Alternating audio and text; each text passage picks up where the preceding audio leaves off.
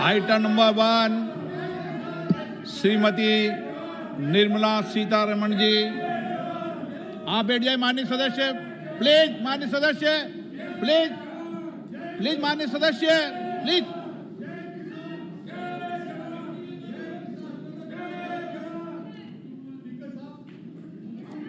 धन्यवाद जी। ऑनरेबल आपको स्पीकर, बोलने का मौका दूंगा बजट के बाद, माननीय वित्त मंत्री जी। Honourable speaker, I present the budget for the year 2021-2022. As introduction, Honorable Speaker, the preparation of this budget was undertaken in circumstances like never before. The economy, already in throes of a slowdown, would be pushed into an unprecedented contraction. We could not have also imagined then that our people, as those in other countries, would have to endure the loss of near and dear ones and suffer hardships brought about due to a health crisis. The risk of not having a lockdown was far too high. Within 48 hours of declaring a 3-week-long complete lockdown, the Prime Minister announced the Pradhan Mantri Garib Kalyan Yojana, valued at 2.76 lakh crores, that provided free food grain to 800 million people, free cooking gas for 80 million families for months, and cash directly to over 400 million farmers, women, elderly, the poor, and the needy. Even as a large section of citizens stayed home, milk, vegetables, fruit suppliers, health and sanitary workers, truck drivers, railways and public transport workers, bank employees, electricity workers, our annadatas, police, firemen and the armed forces all had to go about their work as normal, but with the additional anxiety of the virus hanging over them. We recognize this, and I think I speak on behalf of everybody in this august house when I express my heartfelt gratitude to these men and women for how they were able to carry out their work and duty to provide for the nation's basics over those crucial months. Speaker, sir, for public good, honorable members of parliament and members of legislative assemblies too offered their salaries. In May 2020, the government announced the Atmanirbhar Bharat package. To sustain the recovery further into the year, we also rolled out 2 more Atmanirbhar packages, 2 and 3. Total financial impact of all the Atmanirbhar Bharat packages, including measures taken by the RBI, was estimated to be about 27.1 lakh crores, which amounts to more than 13% of our GDP. As a government, we kept a watch on the situation and were proactive in our responses. The government, led by the Prime Minister, stretched its resources to deliver for most vulnerable sections of our society, the poorest of the poor, the Dalits, the tribals, the elderly, the migrant workers, and our children. The Pradhan Mantri Garib Kalyan Yojana, the 3 Atmanirbhar packages, and announcements made later were like 5 mini budgets in themselves. The Atmanirbhar packages accelerated our pace of structural reforms, redefinition of MSMEs, commercialization of the mining sector, agriculture and labor reforms, privatization of public sector undertakings, one nation, one ration card, production-linked incentive schemes are some of the notable reforms carried out during this period. Faceless income tax assessment, DBT, and financial inclusion are the others. Today, India has 2 vaccines available and has begun medically safeguarding not only her own citizens against COVID-19, but also those of 100 or more countries. It is added comfort to know that 2 or more vaccines are also expected soon. Honorable Prime Minister launched the vaccination drive by crediting and thanking our scientists. We are ever grateful for the strength and rigor of their efforts. Having said that, we are all reminded time and again that our fight against COVID-19 continues into 2021. Now, just as it happened after the 2 world wars, there are signs that the political, economic, and strategic relations in the post-COVID world are changing. This moment in history is the dawn of a new era, one in which India is well poised to truly be the land of promise and hope. I borrow the words of Rabindranath Tagore. Faith is the bird that feels the light and sings when the dawn is still dark. Faith is the bird that feels the light and sings when the dawn is still dark. In this spirit, I can't help but recall the joy that we as cricket-loving nation felt after the Team India's recent spectacular success in Australia. It has reminded us of all the qualities that we as a people, particularly our youth, epitomize of having abundant promise and the unsuppressed thirst to perform and to succeed. Today, data shows that India now has one of the lowest death rate of 112 per million population and one of the lowest active cases of about 130 per million. This has laid the foundation to the revival we are seeing now in the economy. This budget will be the first of this new decade. This budget will also be a digital budget, and that has happened with all your support. So far, only 3 times has a budget followed a contraction in the economy. All such contractions earlier were as a result of situations typical to India. This time, the contraction in our economy is due to a global pandemic, just like in several other countries. Having said that, I want to confidently state that our government is fully prepared to support and facilitate the economy's reset. This budget provides every opportunity for our economy to raise and capture the pace that it needs for a sustainable growth. 2021 is the year of many important milestones for our history. I mention a few of these. It is the 75th year of independence, 60 years of Goa's accession to India, 50 years of the 1971 India-Pakistan War. It will be the year of the 8th census of independent India. It will also be India's turn at the BRICS presidency, the year for our Chandrayaan-3 mission, and the Haridwar Mahakumbh. Honorable Speaker, before I commence Part A of the budget, I want to take a moment to acknowledge how isolating and distancing seemed like insurmountable challenges for a country like ours that has people coming together in times of crisis. It hurts us in many ways. It hurt us in many ways. I bow my head in respect to every citizen for the endurance shown in facing what was an undeniably a tough year for all our physical and mental well-being. Part A. In Part A, I wish to lay a vision for Atmanirbhar Bharat. Atmanirbhar Bharat or Atmanirbharta is not a new idea. Ancient India was largely self-reliant and equally a business epicenter of the world. Atmanirbhar Bharat is an expression of the 130 crore Indians who have full confidence in their capabilities and skills. We are already part of international groupings such as the G20 and the BRICS, the Coalition for Disaster Resilient Infrastructure, and the International Solar Alliance are realities today due to India's efforts.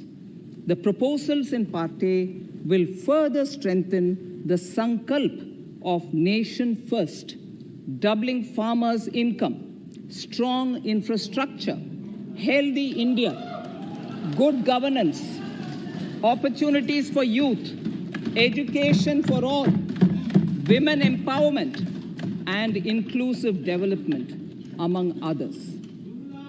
Additionally, also on the path to fast implementation are the 13 promises we had made in the budget of 2015-16, which were to materialize during the Amrit Mahotsav of 2022 on the 75th year of our independence. They too resonate with the vision of Atmanirbharta. The budget proposals for 21-22 rest on 6 pillars: health and well-being, physical and financial capital and infrastructure, inclusive development for aspirational India, reinvigorating human capital, innovation and R&D, and as 6th, minimum government and maximum governance. I now move to talking about the first pillar, health and well-being.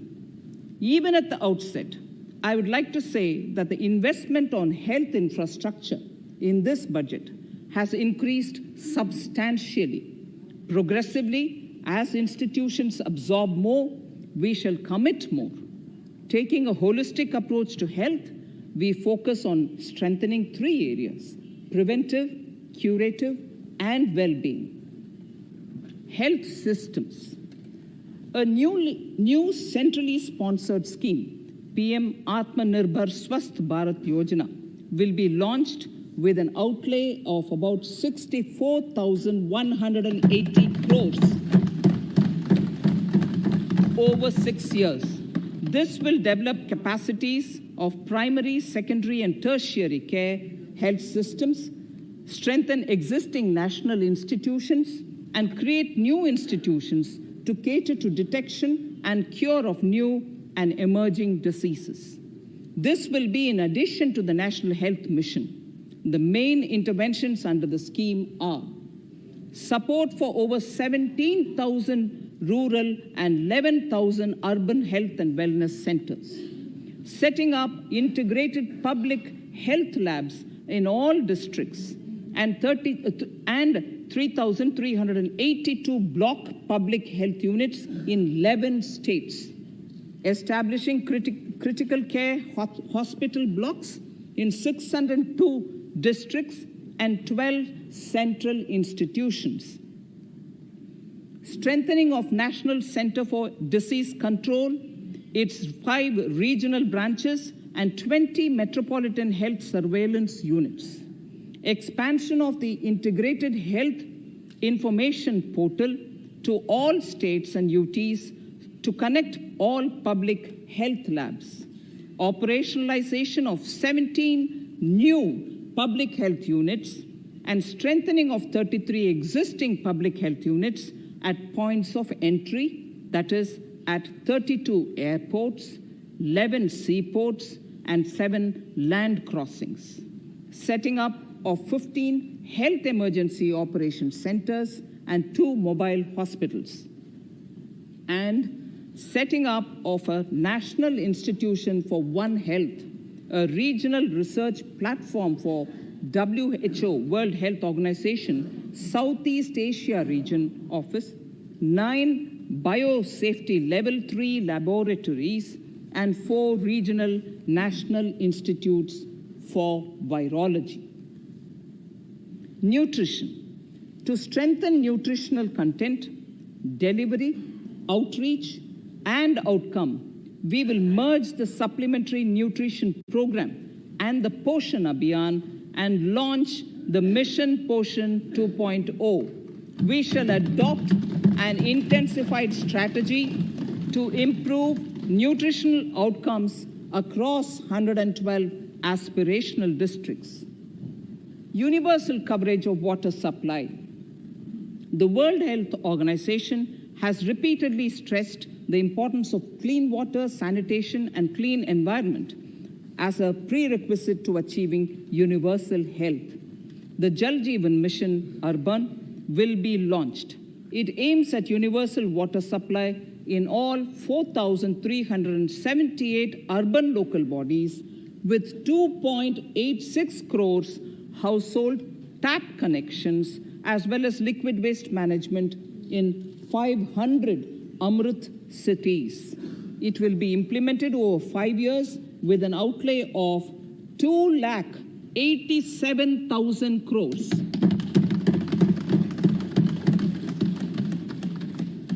Swachh Bharat and Swasth Bharat. For further Swachhata of urban India, we intend to focus on complete fecal sludge management and wastewater treatment, source segregation of garbage, reduction in single-use plastic, reduction in air pollution by effectively managing waste from construction and demolition activities, and bioremediation of all legacy dump sites. The Urban Swachh Bharat Mission 2.0 will be implemented with a total financial allocation of 1,41,678 crores over a period of 5 years from 2021. Clean air. To tackle the burgeoning problem of air pollution, I propose to provide an amount of 2,217 crores of rupees for 42 urban centers with a million-plus population in this budget. Scrapping policy. We are separately announcing, Honorable Speaker, a voluntary vehicle scrapping policy to phase out old and unfit vehicles. This will help in encouraging fuel-efficient, environment-friendly vehicles, thereby reducing vehicular pollution and oil import bills. Vehicles would undergo fitness tests in automated fitness centers after 20 years in case of personal vehicles and after 15 years in case of commercial vehicles. Details of the scheme will be separately shared by the ministry. Vaccines. The pneumococcal vaccine, a made-in-India product, is presently limited to only 5 states. It will be rolled out across the country. This will avert more than 50,000 child deaths annually. Honorable Speaker, I have provided 35,000 crores of rupees for COVID-19 vaccine in this year, 21-22. I am committed to provide further funds if required. So the budget outlay for health and well-being is 2,23,846 crores in this BE 21-22, as against the BE of only 94,452 crores, and it marks an increase of 137%. The details of the same are at Annexure 1 of the speech. Honorable Speaker, I now move to the second pillar, physical and financial capital and infrastructure. Atmanirbhar Bharat, production-linked incentive schemes are things which I would like to place an emphasis. For a $5 trillion economy, our manufacturing sector has to grow in double digits on a sustained basis. Our manufacturing companies need to become an integral part of global supply chains, possess core competence and cutting-edge technology. To achieve all of the above, PLI schemes to create manufacturing global champions for an Atmanirbhar Bharat have been announced for 13 sectors. For this, the government has committed nearly 1.97 lakh crores over 5 years starting this financial year. This initiative will help bring scale and size in key sectors, create and nurture global champions, and provide jobs to our youth. Textiles. To enable the textile industry to become globally competitive, attract large investments, and boost employment generation, a scheme of mega investment textiles park will be launched in addition to the PLI schemes. This will create world-class infrastructure with plug-and-play facilities to create global champions in exports. 7 textile parks will be established over 3 years. Infrastructure. The National Infrastructure Pipeline, which I announced in December 2019, is the first of its kind. Whole of government exercise ever undertaken by Government of India. The NIP was launched with 6,835 projects. The project pipeline has now expanded to 7,400 projects. Around 217 projects worth rupees 1.10 lakh crores under some key infrastructure ministries have been completed. The NIP is a specific target which this government is committed to achieving over the coming years. It will require major increase in funding from both the government and the financial sector. In this budget, I propose to take concrete steps to do this in 3 ways. Firstly, by creating the institutional structures. Secondly, by a big thrust on monetizing assets. And thirdly, by enhancing the share of capital expenditure in central and state budgets. Infrastructure needs long-term debt financing. A professionally managed development financial institution is necessary to act as a provider, enabler, and catalyst for infrastructure financing. Accordingly, I shall introduce a bill to set up a development financial institution.